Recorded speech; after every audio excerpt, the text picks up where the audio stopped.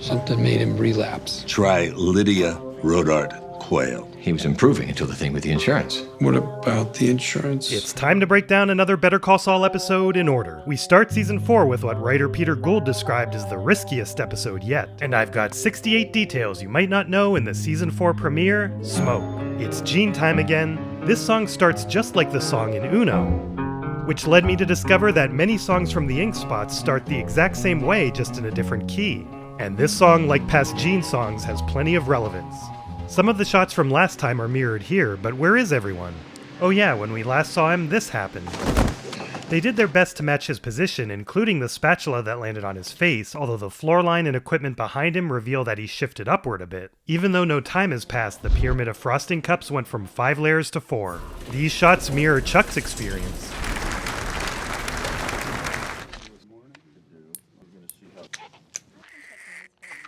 Here's the first time we've learned his last name, even though we're in season 4. It reminds me a little of learning Mike's last name late in Breaking Bad season 4. Low Memorial Hospital is a fake name, and as usual, they're really filming in Albuquerque.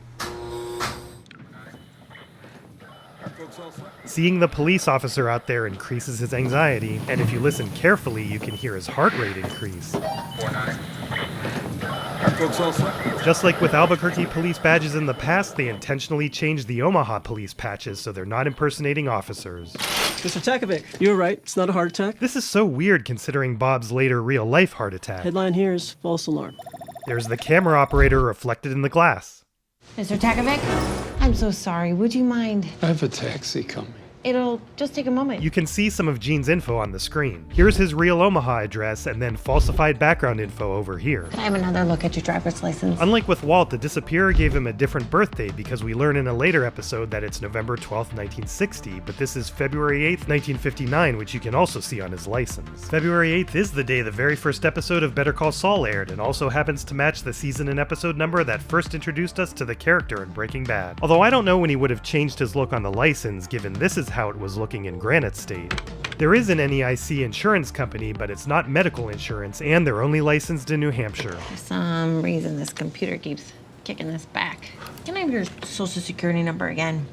531. That's the Pacific Northwest, right? Yeah.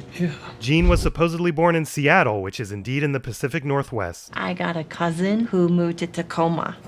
Sorry, you got a taxi. 008714. Eagle-eyed viewers will spot her mistake before she realizes it. The zeros look different than the O's. Of course, the show is not going to use a real social security number here, and the 00 in the middle ensures that this is fake, much like the phone number tricks I'll talk about in a bit. It's really odd. I've never seen this before. Oh, wait. Oh my God. I typed the letter O instead of a 0. I can't believe how stupid. Headline here is false alarm. I'm sorry for keeping you. And here we see the camera reflected. Oh, hold on. Don't forget this. Cottonwood Mall, please. This Phillips station reveals that we're not really in Omaha, as that brand didn't exist there. This station no longer exists in Albuquerque either, and what's currently there would be even more glaring. The driver is apparently from Albuquerque, which means he could easily be familiar with Saul Goodman from all his advertising. The Albuquerque Isotopes are a real minor league baseball team affiliated with the Colorado Rockies. They were named after this episode of The Simpsons, in which the Springfield Isotopes owner Howard has a secret plan to move the team to Albuquerque. No, not that door.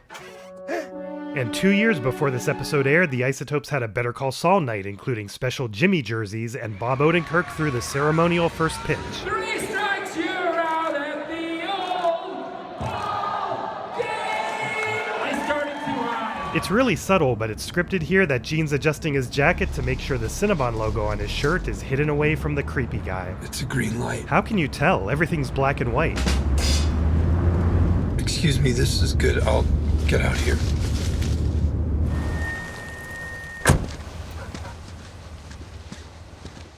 The director confirmed this is Jesse's parents' house, which again subtly exposes that we're really in Albuquerque. The house has been Better Call Saul'd, right, Mrs. Pinkman? The house has been sold. So we've got another Gene cliffhanger, and we'll need to wait a long time to see what happens next. And before we jump back to 2003, this message is sponsored by Raycon. As some of you know, I do a lot of my video editing on the go. One of my first posts showed the Breaking Bad fly visiting me while I was editing in an airport, and I've learned how vital good sound is for a good video. 6-month members, 6-month members, 6-month members, 6-month members. So I've loved using Raycon's essential open earbuds. I hear all the detail in the music, singing, and speaking, and still hear what's going on around me without sacrificing sound quality. They're really light, and the ear hook part rotates so they actually stay in. I've even tried the Pluribus shake with them. They don't fall out, and they don't get uncomfortable. Raycon has over 3 million customers, and the sound quality is just as good as the way more expensive brands. They're half the price because they're not paying for celebrity endorsements and retail markup, just endorsements from little people like me. And if you don't like them, they have a 30-day guarantee. The essential open earbuds are here for the holiday season, and they're selling fast. Raycon audio products are up to 20% off this holiday season. Just click the link in the description or go to buyraycon.com/BetterWatchTVOpen to save on Raycon audio products site-wide. Order by December 15th to guarantee delivery by Christmas because great gifts shouldn't show up late. That's buyraycon.com/BetterWatchTVOpen to get up to 20% off during this holiday season. The title sequence footage has really degraded this season. There's a lot of colorful glitches like this, some misaligned film, and 2 additional black and white sections at the end.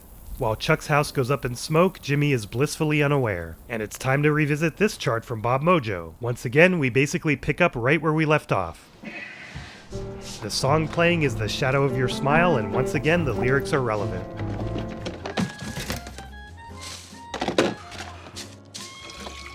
This is a prop newspaper, which will become more evident in a bit, but this article mentions President Barack Obama. It appeared in the Albuquerque Journal on July 13, 2009. Kim's apartment inconsistencies continue, as here we see it's number 3307, but this matches neither of her addresses we've seen so far.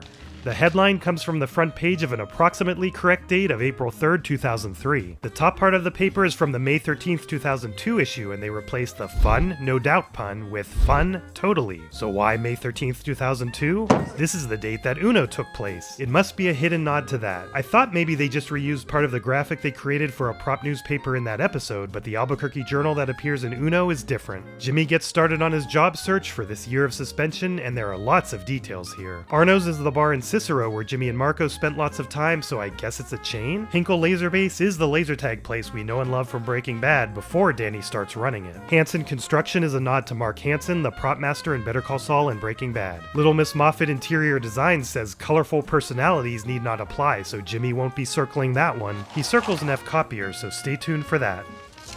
We saw Sunny Realty in the first season of Breaking Bad. It's by appointment only. And there's good old Beneke Fabricators. Ted Beneke was briefly considered as a client for Saul Goodman Productions last season, but unfortunately it would have conflicted with the way they met in Breaking Bad. Mr. Beneke, Saul Goodman. Finally, a book by its cover is unfortunately using an apostrophe incorrectly. These are all fake numbers, as most of them are using the trick that longtime watchers of this channel are probably familiar with. If the first digit after the area code is 0 or 1, it's fake. But then there are many clearly fake 555 numbers. I could say this is the first sign that Vince wasn't involved day to day this season, because I know Vince hates them as much as I do. But I did also see 555 numbers in Pluribus, so I guess these things just sometimes slip by. Besides things moving a bit while he got up, there's now a little more milk than before. See, they give Howard a realistic looking but fake phone number. Jimmy's been up for 23 minutes. Hey, I'll trade you. Let it go. If it's important, they'll leave a message. It's important. Kim, I'm trying to reach Jimmy. I really need to talk to him. It's Chuck.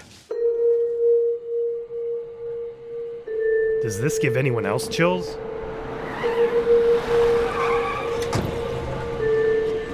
Director Minky Spyro said all these extras were real firemen. Jimmy, don't.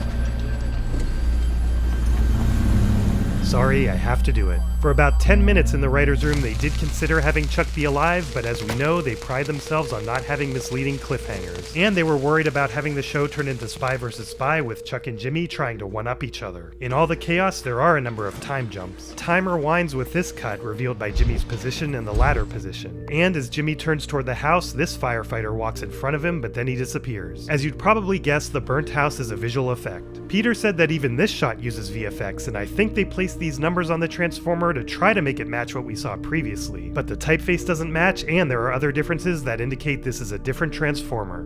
Because of the effect in the background, this continuous shot that's over 2 minutes long is the longest VFX shot they had ever done. If you look frame by frame, you can sometimes see evidence of that around Jimmy's edges. The inspector says it was over fast, smoke inhalation, so he didn't suffer.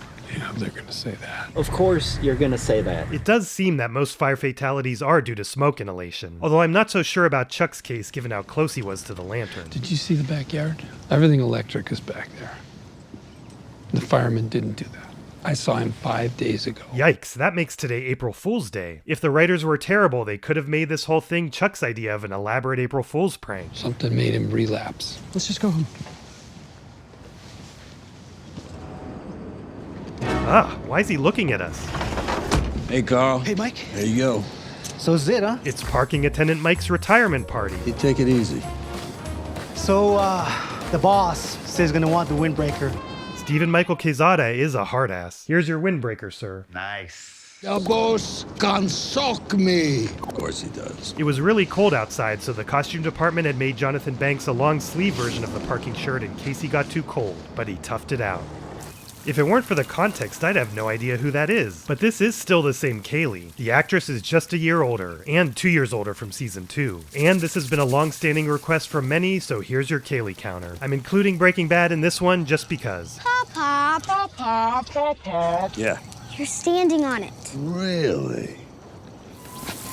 You two having fun? 5 more minutes, please. 5 more minutes, but that's it. Is that the soaker hose you two made? It's probably not the same one he used in Nailed, but from Stacy's perspective, isn't that a really strange question? What else would this be? But in fairness to Stacy, this line made more sense with the original script. This scene was written to have a lot more water and Kaylee playing in the water, but due to the cold, they scaled back their plans. What she should have asked is, why don't you have any rhododendrons? I needed a soaker for the rhododendrons out back. I can pick her up the rest of the week if you want. What about your new job? I make my own hours.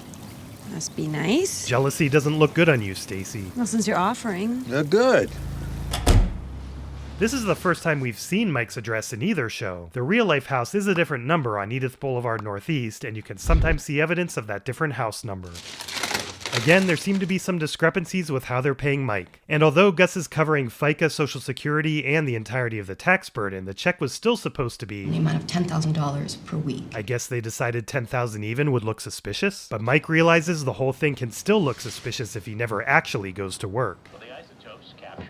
Connecting back to the Gene timeline, Mike is watching an Albuquerque Isotopes game, and there are enough clues in what the announcer says that people have figured out this is a game from the future against the Nashville Sounds on April 13th, 2004. I don't know what's gotten into you this season, but please stop staring at us. Craddock Marine Bank seems to be the only bank anyone uses around here. Las Cruces for Madrigal Intermodal. I suppose Madrigal Intermodal is a division of Madrigal Electromotive and happens to have a location in Las Cruces, which is only a 3-hour drive for Mike. Would you have an address for that? Lydia's in the corporate office in Houston, and we've also seen their headquarters in Germany. Jimmy, it's Howard. I think you should talk to him.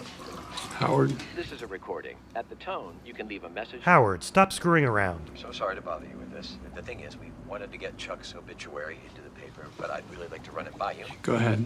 Charles Lindbergh McGill, a towering figure in the Albuquerque legal community who built one of the leading law firms in the Southwest, was taken from this world tragically and suddenly last week. Son of Ruth and Willard McGill. The Willard could be a nod to Captain Willard in Apocalypse Now, as Francis Ford Coppola's movies are often inspiration for the writers. Just like Chuck's name is probably a nod to the real-life Charles Lindbergh. But Willard seems to be a mistake because Chuck had previously said... I was named after him. Unless Chuck's dad's middle name was Charles. Charles graduated valedictorian from Francis Xavier High School at the age of 14. Making him the youngest graduate in the history of that school. Charles led the debate team to national championship 3 years running and won the Larkin Prize. There are lots of Larkin Prizes in real life, but none that Chuck would have won, unless this counts as poetry.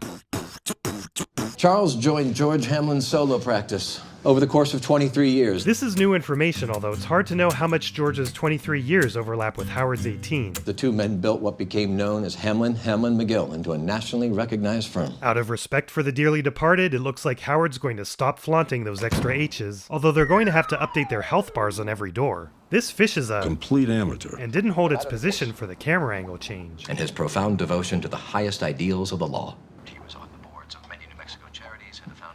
To help write Chuck's obituary, Peter read obituaries of Supreme Court justices and other notable figures. He said the long list of achievements is partly what sets off Jimmy, as it's tough to live up to and also devoid of personal details. Jimmy. It's me, Howard. Sounds good. Thank you. For me. See you Sunday. Yeah, see you Sunday. Peter Gould said this season they modified Kim's apartment set. It's the same basic pieces, but they fit together a little differently. This part of the wall by the TV seems to be different and perhaps gained a door. This is the pre-accident bottle, but it counts as another Zafiro event. How many shots did Jimmy and Francesca drink? Because there's a lot less Zafiro in there. That's fair since he drank without her last time.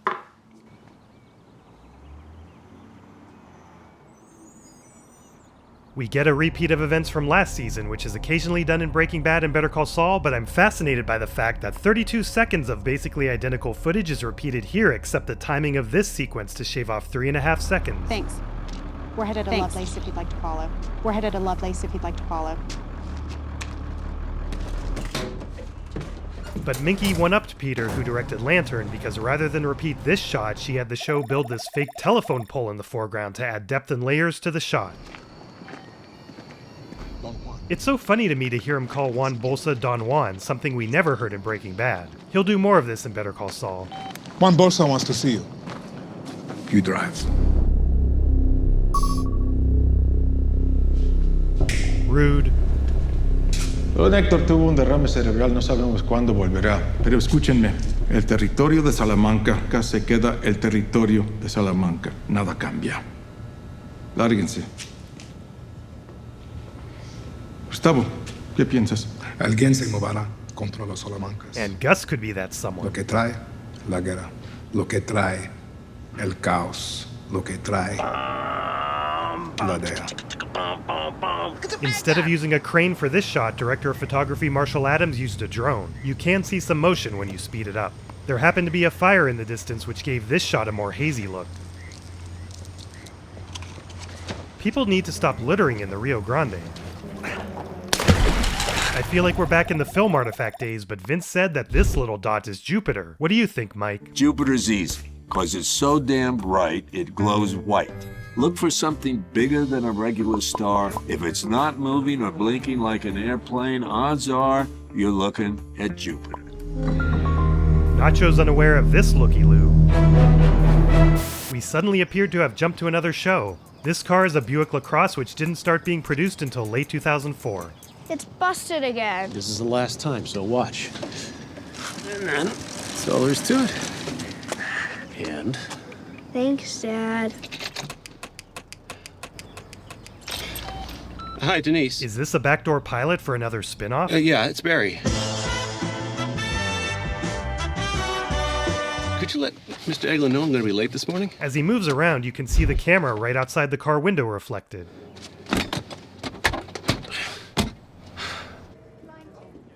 Aha.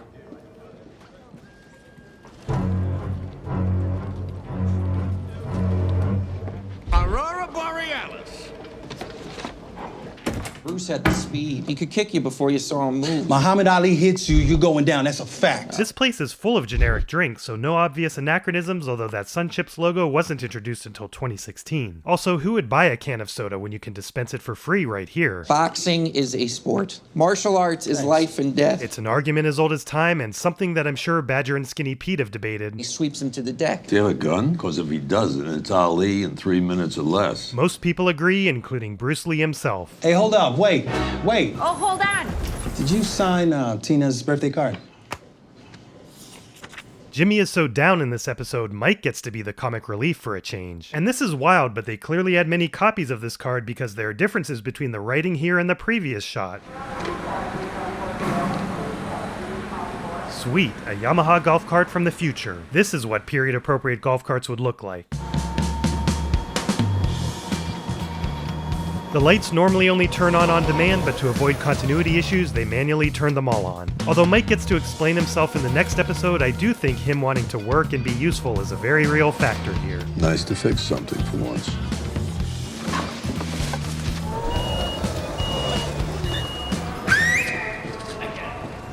Yeah. Ramirez, team leader. Jerry had long hair and a beard, but the show asked him to get rid of it. May I ask why none of you guys are wearing a lift belt? Oh, we don't usually... Stop what you're doing. Rules are rules. Sure.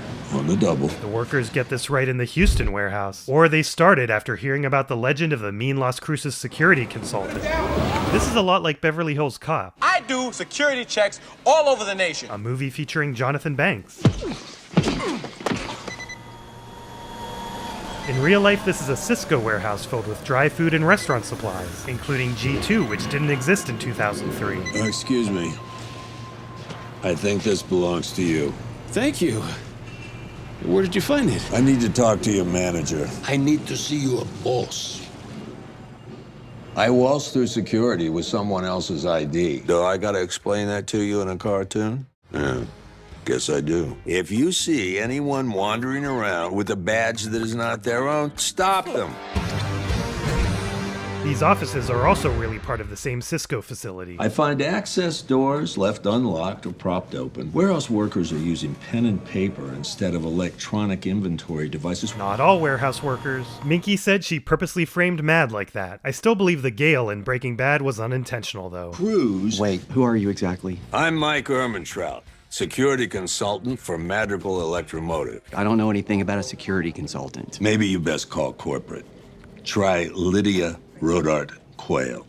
The song is Sicilienne, what Chuck was playing on the piano from Rebecca's sheet music. This time it's done as a duet with a violin, just like Chuck and Rebecca playing it in Happier Times. And this is filmed at the Cathedral of St. John, the same location as Marco's funeral, even though that was supposed to be Cicero. The creators had Kim ditch her signature ponytail in the rest of this episode since she's one-handed, although they figured for an important and very public event like this, she would splurge on a hairstylist. Literally and figuratively, the focus of this scene is Jimmy rather than Chuck. The gang's all back. The show flew them into Albuquerque just for this short scene. And don't forget about them. Tom Schnauz said the writers did discuss whether Howard would have an ongoing role in the show now that Chuck is gone, but they loved Patrick Fabian so much they decided they'd figure out a way to keep him involved. I know he's distraught, but given his past with Jimmy, I think it would be best if Howard never goes to their apartment. I think I owe you the truth about Chuck. He knew how to use those lanterns. I don't think what happened was an accident. You probably heard Chuck was retiring, but that's not the truth. The truth is that we had a disagreement, and I pushed him out. Chuck was sick for years, and after the bar hearing... The bar hearing had nothing to do with it. He started getting better after that.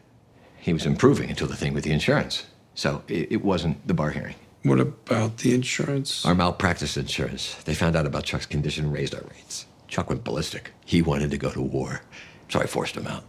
It never occurred to me that I could hurt him. Nobody seems to learn that Chuck had feelings until it's too late. I honestly didn't think it would hurt you so bad. I think he did what he did because of me. Well, Howard, I guess that's your cross to bear. Wow. Both of them love to make Howard feel guilty. If you are hiding that from your clients, well, Howard, that's on you. On the one hand, he must be feeling some relief that to others it no longer looks like his actions during chicanery caused this. He can pin it on Howard and let him stew in the emotions Jimmy himself was suppressing. And it could be payback for their last interaction. You'll get your damn money. But his petty action ultimately killed Chuck, although you could argue that the insurance company would eventually do what they did anyway. So he doesn't know how to process this, and something seems to snap. He's back to the same happy Jimmy from the start of the episode. And hey, that's not the same fish. Jimmy! Look at her go. So I'm gonna make some coffee.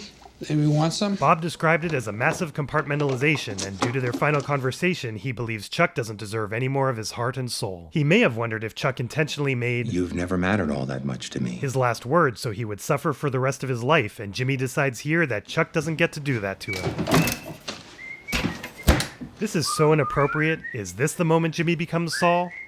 And we end the episode with the realization that Kim will never have enough Post-its. Peter thought this was such a risky episode because Jimmy is so subdued, and there's a lot going on for characters under the surface. We've got another 2-year member, Xylery, and congrats and thanks to the new 1-year members, Cousin Roman, Snow the Fluff Boy, Isaac Foley, Adam Vejvoda, Slinger, Coffee Bean, Nicola Minkov, Andy Toffel, Call Me Wheelie Flip, O6, Dr. W.D. Gaster, Christian McClellan, Brig Colby, Maddie J, Herb Loggins, Nathan Cleary, Gins Villigan, Noah Buckley, Fidel Sixtos, Dagger Dave, Green Tornado 98, Finally Joe, Amino Frog, Crystal Daydream, The Caliporium, Lotterito XD, Formidable Nemesis, Decimate, Marina otherwise known as Milo, Ashton Go Boom, Jack Mackin, Carcinos, Antonio Holmes, Modest Surhat, Sniffy Mango 985, Zerkish, Quackmeister, Ilme Lulamat, Alan Flath, Seth Vaughn, Nova E621, Yato Genesis, Luke AB, TTTT, Fijit Zero, Amy Goo 22, Beans the Moo Cow, Jacob Crothers, Retro Pizza Fan, Dilute, Robert Mycelium, I Watch Too Much Better Watch TV, we'll let your YouTube recap be the judge of that, Humongous Humunculus, Brendan White, Cody McLaughlin, Peltimies, Charlie, Gent, Isaiah Mutex, Vegetable Slayer, Ben Tiffin, Tanman Vivo, Renpa Cat, Jeremy Surgit, The Hot Ginger, Yordle IRL, Gavin Galinas, Cicero, and Grayson Graham. And here are the new 6-month members! Kristali, Adpaz, Jabbo, Asher, Faber, Brad, Joe M, Boggy, Travis White, Mohammed, Matt Kismet, Francisco, Henry Lavion, Daniel Farrank, Koalas, Brody Ando, Potato Buddy, Kurz 12, Bart, Gremlin Stuff, Export is JPEG, Jacob Tucker, Lucas Gerlach, Kyle Brown, Grinsler 2600, Six Becky, JD Maddo 2, Gumba Fan 3000, Honholt Motorsport, Catboy Gustavo Fring, Nicholas Alvaro, Sweatily, YNG Monkey, Zach Braun, The Tom 5000, Nephos, Wankers, Alex C, Leo Strauss, Adam Candulo, Goonie Nightman, Not Tabe, Magnum Talatum Key, Angad Sashdiva, Fahad Chowdhury, Tesney 69, Venom Isaac, Sir Bacon, Bimmer, Rod Dracula, Andrew Wing, Smiggy, Kasixon, Aiden H, Kieran Lahore, Brick, Wiblix, Not Necessary, Oleg Coolies, The Panzafara, Doc, Trail Miner, Aiden Verbecki, Komoski, Matt Carlucci, Mezguy, Schwack, Clayton Burridge, Cartrell the Legend, Braulio Hernandez, Jace's Man 29, Just Dector, Oscar, Auto Jukebox, Gimme Dasemi, Twitchy, Little Shadows, Malmite, Yogster, Ein, Martonio Magic, Frog Puppet, Inkstream, Crafty Sky, Dylan, Jacob, Jace Lang, Thick Ditto, Kingsley Scanlon, Lori Oho, Learnt Daniel, Proverbial Tinkerer, Behind Glass, Audia Barmore Gench, Joshy Piss, George Shute, and Dr. Pepper PhD. Next time, Kim lets Howard have it in an all-time rant.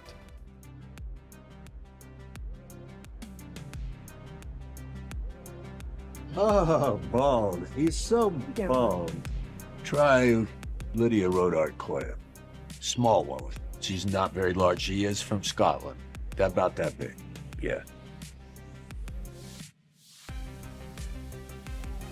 I can't fucking hear. Who the fuck can hear this? And action. Let's reset. So if I say Christ on a crutch, is that a curse? I'm asking.